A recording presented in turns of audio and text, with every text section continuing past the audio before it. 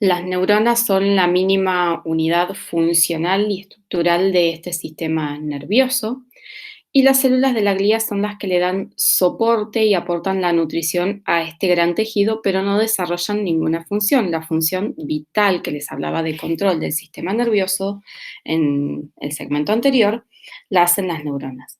Me olvidé de mencionarles que otro gran sistema que comparte mucho esta función de control, ¿sí? Sobre el organismo es el sistema endocrino. Bien, y después vamos a ver la mielina, que es formada por unas células de la glía y cuál es la importancia que tiene dentro de este sistema nervioso. Entonces, composición, dos grandes grupos, las células gliares y las neuronas. Para que les quede acá les puse, las células gliares son las que dan sostén y nutrición y mantienen el medio en condiciones adecuadas, controlan que nada ingrese. Ya vamos a ver en otro segmento, les voy a hablar de la barrera hematoencefálica, que es formada por un tipo especial de estas células, por ejemplo. Y las neuronas, sí, son las que reciben, procesan y envían esa información procesada a los órganos efectores y son la mínima unidad funcional de entonces este sistema nervioso. Vamos a empezar hablando de neuronas. Este es el dibujo más sencillo que van a encontrar de neuronas en cualquier libro. Y acá pueden ver que tiene un cuerpo celular donde se encuentra el núcleo con prolongaciones. La célula nerviosa tiene dos tipos de prolongaciones mínimo. Las dendritas, que son estas que son más cerca y cortitas y pegadas al cuerpo, y una prolongación única y larga que es el axón. ¿Sí? Entonces, cuerpo, dendritas, núcleo, axón, ¿sí? Este segmento chiquitito se denomina axónico, perdón. Y estos pedacitos blancos que se ven acá son las vainas de mielina, ¿sí? Que se llaman células de Schwann si están en un lugar del sistema nervioso, ¿sí? Específicamente en el central son células de Schwann. Después acá tenemos una segunda neurona, ¿sí? Y está esquematizada una sinapsis, que esto es lo que van a ver en la clase 2 de esta unidad. Tenemos el terminal axónico presináptico, ¿sí? La unión o hendidura sináptica y una dendrita postsináptica. Tenemos una neurona presináptica y postsináptica. Y fíjense acá al costadito, cada neurona es como un centro de integración de información. ¿Qué significa esto? Que por estos pelitos cortitos, por las dendritas, ¿sí? Es por donde ingresan las señales, ¿sí? Siendo redundantes, se les da entrada a esas señales que llegan a la neurona. Esa información que llega por las dendritas es integrada donde en este cuerpo, ¿sí? De esta neurona, va a elaborar la respuesta y la información, ¿sí? O señal de salida va a salir por el axón y va a ir a afectar a quién, a las neuronas con las que haga sinapsis acá abajo. ¿Bien? Entonces podemos decir que las neuronas tienen esquemáticamente un polo receptor por donde recibe y les ingresa la información y un polo emisor que es por donde sale esa información que ingresó, se elaboró y va a ir a afectar otras células que tenga más abajo. Con otras células pueden ser células nerviosas o, por ejemplo, células musculares, de temas que ya venimos viendo. Bien, acá lo que agrega esta imagen, dejen que la vea yo por si encuentro otra cosa que me estoy olvidando. Bien, lo único que agrega, está más claro en esta imagen, no está en la anterior, es esta parte del cono axónico, que se llama zona de sumación, ¿sí? Esta es la parte en la que necesito que llegue un estímulo lo suficientemente fuerte para que se desencadene la respuesta y continúe el potencial de acción a esta parte de la neurona. ¿Para qué? Para que se produzca la respuesta que va a afectar a las células que tengo más abajo. Estas neuronas, ¿sí?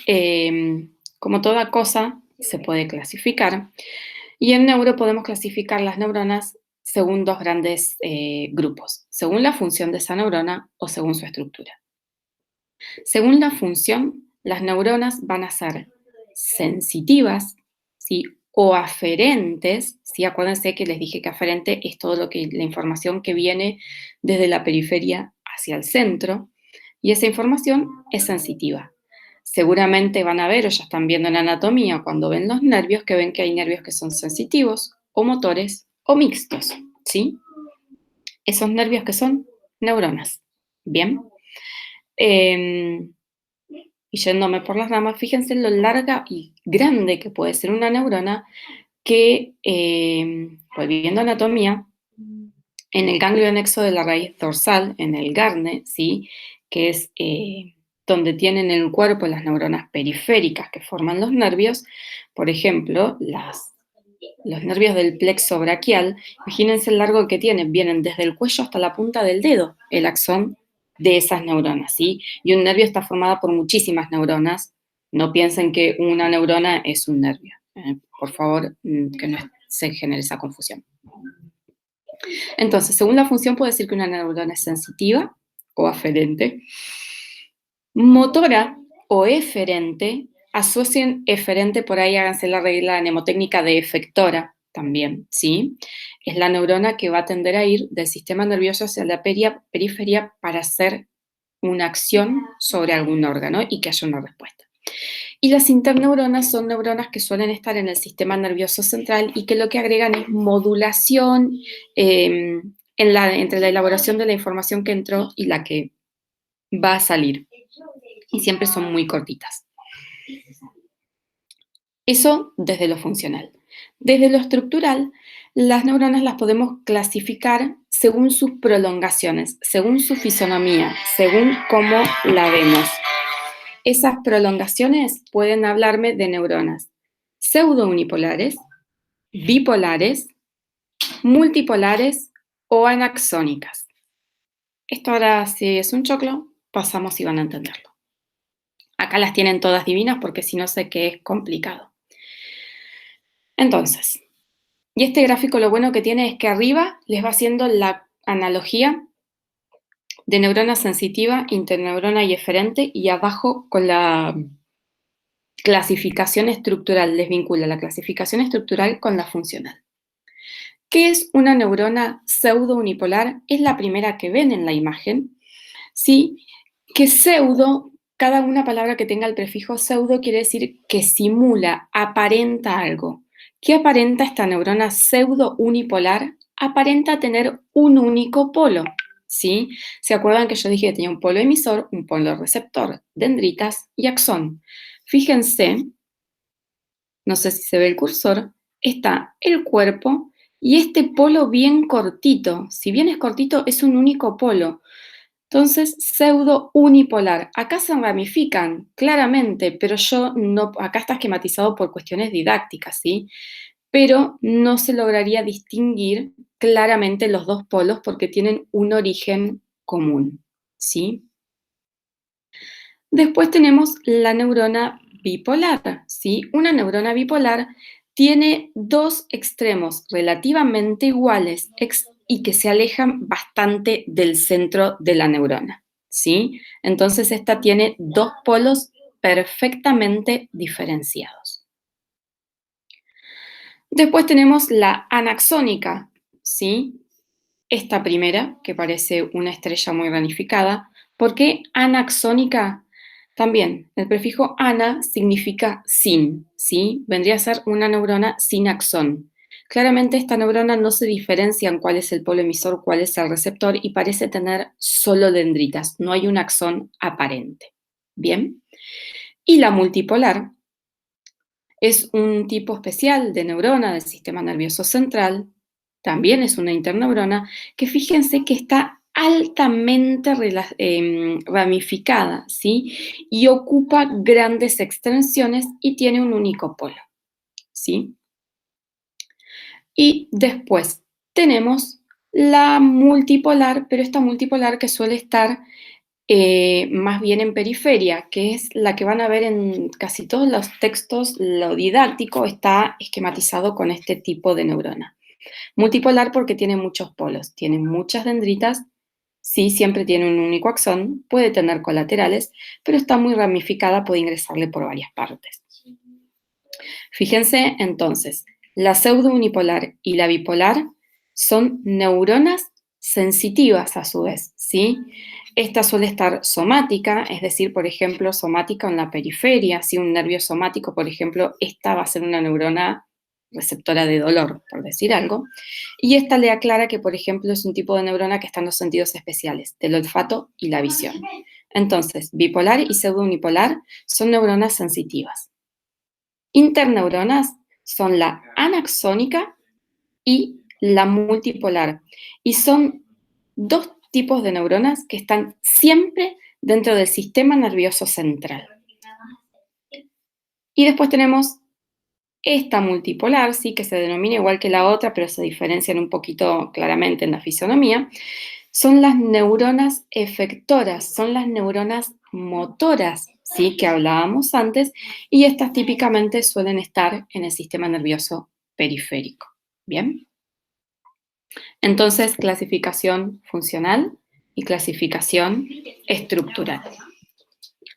Acá tienen imágenes por ahí más claras de una imagen, una neurona, perdón, multipolar, una bipolar, fíjense acá los dos polos bien claritos, y una pseudo unipolar. Esta es más linda, acá se nota más así que este primer pedacito no diferencio dendritas de axón. Entonces, si bien claramente después tengo las dos estructuras diferenciadas, acá no lo puedo diferenciar.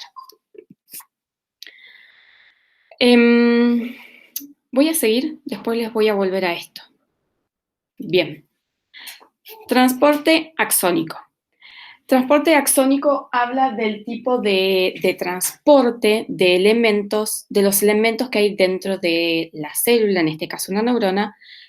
¿Cómo se produce este transporte? Es una célula, como toda célula, tiene sistema de Golgi, retículo endoplasmático rugoso, liso, mitocondrias, produce proteínas, produce diferentes elementos y tienen que moverse de alguna forma dentro de esa neurona. El tipo de transporte axónico es cómo esos elementos se van a transportar desde el cuerpo hacia el axón o viceversa. Puede ser de dos formas, puede ser rápido y lento. ¿Sí? El transporte lento es el flujo axoplásmico. ¿Qué es el flujo axoplásmico? Yo sé que suena por ahí a chino, pero no es tan complicado. El flujo axoplásmico es, ¿vieron el modelo, se acuerdan del modelo de la membrana de mosaico fluido? Que la membrana de una célula es una estructura que es como un mar, ¿sí? Que está en constante movimiento. Bueno, el citoplasma de las células es lo mismo, no es una estructura estática y fija. En el citoplasma, ¿sí? Los elementos, más que nada los elementos formes no, sino el contenido acuoso que hay, está en constante movimiento, ¿sí? Y las organelas relativamente también, aunque no tanto como los líquidos que hay dentro de la célula. Entonces, eso es el flujo axoplásmico. Pero es muy lento, fíjense que puede movilizarse de 0,2 a 2,5 milímetros por día. Bien. ¿Y qué se va a mover de esta forma? Se van a mover elementos que la célula nerviosa use, pero de consumo lento, ¿sí? Que no es algo que yo necesito reponer rápido. ¿Cómo qué? Como proteínas citoesqueléticas y enzimas. Toda célula, ¿sí? No sé si toda exactamente, pero muchísimas células hacen endocitosis y exocitosis. Las neuronas vamos a ver que en su sinapsis, según si es química o eléctrica, van a volcar al medio vesículas con diferente contenido. Esa vesícula voy perdiendo membrana. ¿Cómo tengo que reponerlas? Con proteínas citoesqueléticas. Pero es algo que se puede reponer lentamente, no es urgente reponerlo. Y por otra parte tenemos el transporte axónico rápido. Este transporte axónico rápido se da por microtúbulos, ¿sí? Y consumen ATP. Yo después les voy a dejar un video que está muy lindo, que es muy didáctico. Los microtúbulos, ¿sí? Son como filamentos de actina por los que se adhieren unas ventositas y van caminando arrastrando lo que tengan que llevar, ¿sí? Rápidamente. Fíjense que los elementos que se movilizan de esta forma avanzan hasta 400 milímetros por día. Milímetros, centímetros, 40 centímetros por día, si no me estoy equivocando. Centímetros. Sí, 40 centímetros por día.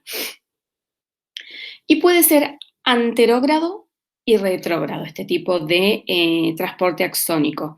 El lento es desordenado, es un flujo, es como una marea, no tiene una dirección específica. El rápido es anterógrado o retrógrado. Anterógrado es el flujo que va rápidamente desde el cuerpo de la neurona hacia el axón y retrógrado es el que va del axón hacia el cuerpo de la neurona. Acá lo tenemos esquematizado, ¿sí? Perdón que no se las puse en castellano, yo se las voy a ir leyendo y la voy traduciendo.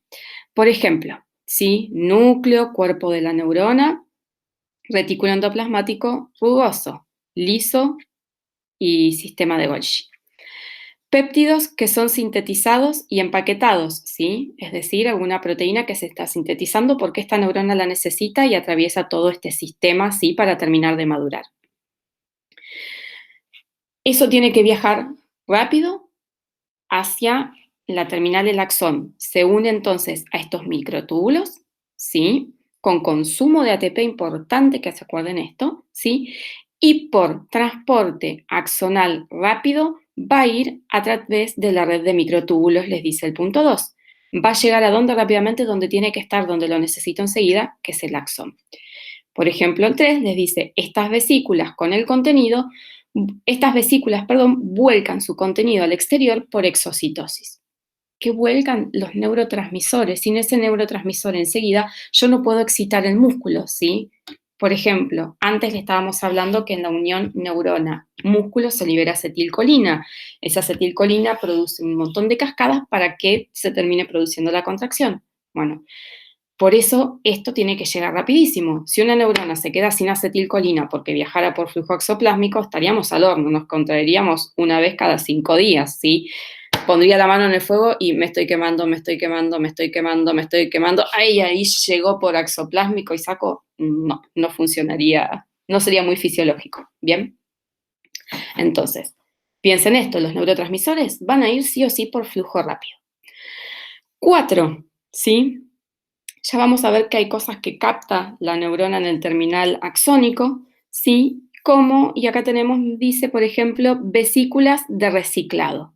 Son captadas por endocitosis, se unen a estos microtúbulos y por transporte rápido retrógrado van a ir hacia el cuerpo neuronal, ¿sí? Por ejemplo, acá les dice, en el punto 6, componentes viejos de la membrana, es decir, componentes de la membrana que formaron esta vesícula, que llegaron hasta acá, son digeridos en los lisosomas y son reutilizados para lo que se necesite. Bien. Entonces, transporte lento, transporte rápido. Acá está, después les pongo un videito, pero esto es más esquemático, ¿sí? Fíjense, en verde acá tienen esquematizado un microtúbulo, y tienen moléculas motoras que gastan ATP que van agarrándose y lo traccionan, ¿sí? Como que la empujan. Esta la empujó, ahora la agarra esta y lo va a empujar, ¿sí? Le van haciendo tac, tac, tac, se lo van tirando básicamente unas a las otras. Esta imagen la tienen en castellano, después la pueden ver tranquilos ustedes. Para continuar, entonces, ya les hablé a grandes rasgos de las neuronas, ahora vamos a continuar, ¿sí? Con las células gliares. Las células gliares las encontramos en dos partes, al igual que las neuronas, en sistema nervioso central y sistema nervioso periférico. En central tenemos muchos más tipos de neuronas que en periférico. Vamos a empezar con sistema nervioso periférico. En sistema nervioso periférico, un tipo de células son las células satélite, ¿sí? Se dicen que son un tipo de célula de Schwann también, según el libro lo van a encontrar así, pero lo que hacen estas células satélites es dar soporte al cuerpo de las neuronas que están en la periferia, ¿sí? El ganglio de los nervios raquídeos que está en sistema periférico es soportado, sostenido por estas células satélites. Y después en la periferia tenemos nuestras amigas, las células de Schwann, ¿sí? Que lo que van a hacer, ¿sí? Es producir, acá lo tienen, mielina, ¿sí? Y secretar factores neurotróficos. Ahora, perdón, no se debe hacer esto, vamos a volver. ¿Qué es esto? ¿Sí? Esto es un axón mielinizado. ¿Qué hace la célula de Schwann? Una célula de Schwann en periférico, una célula de Schwann forma una vaina, otra célula de Schwann forma otra vaina. Es esto que ven acá. Yo les puedo decir que esto es una célula de Schwann, esta es otra y esta es otra. En periférico, ¿sí? ¿Y qué hace esta célula? Esta célula viene, se va acercando a esto que es el nervio, va alargando como bracitos, se va volviendo y lo va estrujando, ¿sí? Entonces, ¿qué va a hacer esto? Va a ir como formando, se va afinando tanto que fíjense que lo que va quedando acá es solo capas y capas ¿de qué? De una célula. ¿Y de qué se componía la capa de la célula? De fosfolípidos, ¿sí? Entonces es como que forma una vaina de bicapa fosfolipídica alrededor del nervio. Y el núcleo queda bien hacia afuera, ¿por qué? Porque en este enrollar y exprimir, el núcleo va a ir hacia la parte más libre, que es el exterior de esta célula. Esta es una microscopía, ¿sí? Fíjense, todas estas son circulitos y vainas, vainas no, vueltitas y vueltitas y vueltitas que dio esa célula. Y fíjense, acá está el núcleo, todo esto amarillo es la célula de Schwann, ¿sí? Acá está el núcleo, una de sus bicapas, y todo esto es bicapa, bicapa, bicapa, bicapa. Espero no haberlos mareado mucho. Avanzamos rápido y seguimos acá. Bien, periférica, satélite, que es un tipo de célula de Schwann que no forma mielina, y la célula de Schwann que sí forma mielina. Por otro lado, tenemos las células del sistema nervioso central. La primera que ven ahí son los oligodendrocitos. ¿Qué es un oligodendrocito? Es un tipo de célula que lo que va a producir también es mielina. ¿Pero dónde? En central, ¿sí? Una diferencia fundamental del oligodendrocito es que vean acá esta imagen. En celeste está esquematizado el cuerpo de esta célula. Fíjense que largó una prolongación y formó este segmento de mielina en un axón y formó este otro segmento de mielina en otro axón. Es decir, que un único oligodendrocito puede mielinizar diferentes segmentos de diferentes neuronas, en contraste con la de Schwann, que está en periférico, y una célula de Schwann produce un segmento en un axón, ¿sí? Después tenemos los astrocitos, ¿sí? Los astrocitos van a dar soporte y sostén a las células, es decir, funcionales a las neuronas del sistema nervioso central, a las neuronas, van a formar la barrera hematoencefálica, que se los voy a contar un poco más adelante. Producen o secretan factores neurotróficos,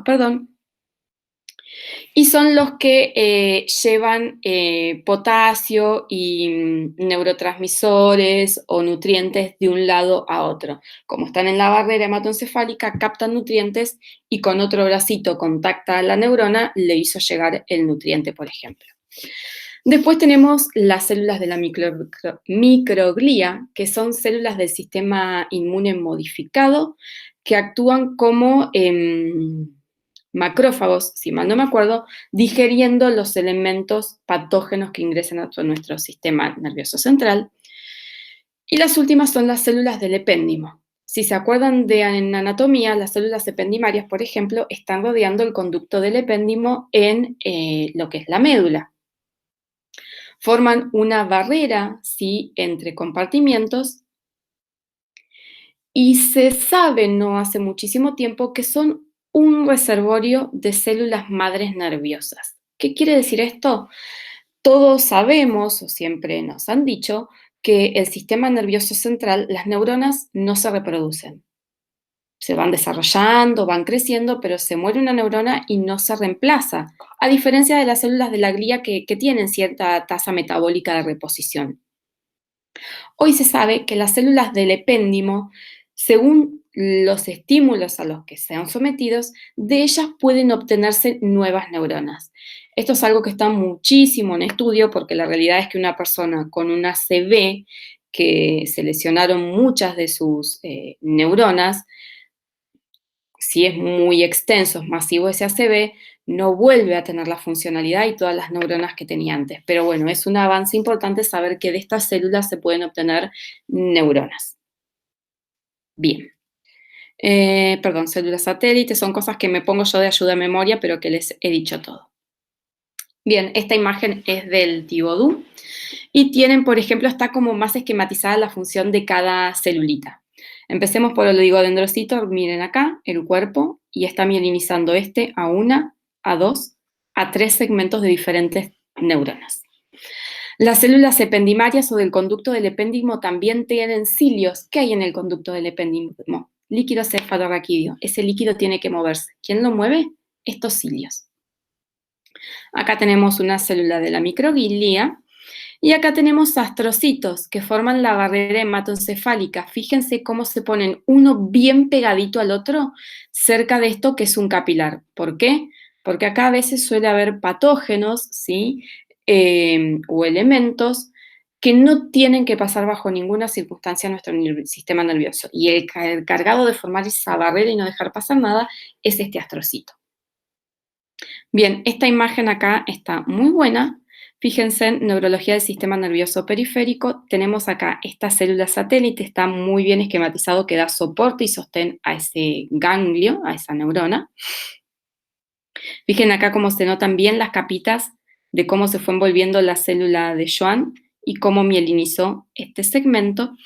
Y acá esto se dice que es un nervio mielinizado. Estos que están acá son fibras no mielinizadas. Si bien tienen células de Schwann, sí, fíjense que el núcleo está hacia el centro, las empaqueta como formando un grupito y no que estén flojas esos axones por cualquier lado, pero no están mielinizadas estas neuronas. Esto lo van a ver mucho mejor en las clases de sinapsis, pero que un nervio esté mielinizado o no hace que propague mucho mejor el impulso nervioso, que no se disipe y pierda energía. Ustedes piensen en esto como un cable de cobre. El cable, saben que adentro tiene cobre, el cable de cobre, los alambres de cobre vendrían a ser los nervios. Y el plástico que lo recubre es la célula de Schwann. ¿Qué pasa cuando un cable está pelado? Se disipa energía por ese lugar en el que se rompió esa vaina de plástico. Lo mismo pasa con la mielina. Si un nervio que está mielinizado, esa mielina se afecta, se disipa energía, se pierde. Ejemplo para contextualizar un poco esto es la parálisis facial. Se cree que el axón, la mielina, es afectada por un virus que lo degrada y por eso aparece la parálisis. Se puede mover, sí, pero no igual que siempre, con menor calidad. Eso lleva un tiempito que se regenere y puede ser que esa persona se recupere al 100% de esa parálisis o le quede alguna secuela. Pero para hacerles contextualizar un poco todo esto que es como a veces medio aburrido y muy abstracto. Células gliales, a ver, creo que ya les dije todo. Ustedes después pongan pausa y si quieren lean perfecto la filmina, pero ya se los dije. Sostén, ahí axones, la mielina. Y acá lo sumo esto que está bueno que ven cómo va emitiendo estas patitas y lo van envolviendo. Bien, este espacio, sí, fíjense, una célula de Schwann, una vaina de mielina, una célula, otra vaina. Entre vaina y vaina queda un espacio que se llama nodo de Ranvier. Bien, estas ya se las mostré. Y para hablarles acá que les quede, porque por ahí yo voy hablando y ustedes me los imagino como locos copiando, yo todo lo que les digo se los dejo siempre en texto. El astrocito une vasos sanguíneos con neuronas, son de las células más abundantes de la glía y forman la barrera hematoencefálica. La microglia aumentan de tamaño en la inflamación y degeneración de tejidos y realizan fagocitosis, es decir, eliminan células dañadas e invasores extraños. Y de las del epéndimo tienen también permeabilidad selectiva, son células troncales o células madres nerviosas y forman láminas en cavidades con líquido, que eso lo vamos a ver un poquito más adelante. Bien, esto ya se los dije. Y esta imagen que uno la ve así y dice, a mí me pasó la primera vez que la vi, no se preocupen. Pero ¿qué me esquematiza? Todas las células del sistema nervioso, de la glía y neuronas. Fíjense, conducto del epéndimo. Acá hay un espacio vacío, no sé qué habría, asumo que tal vez líquido cefalorraquídeo.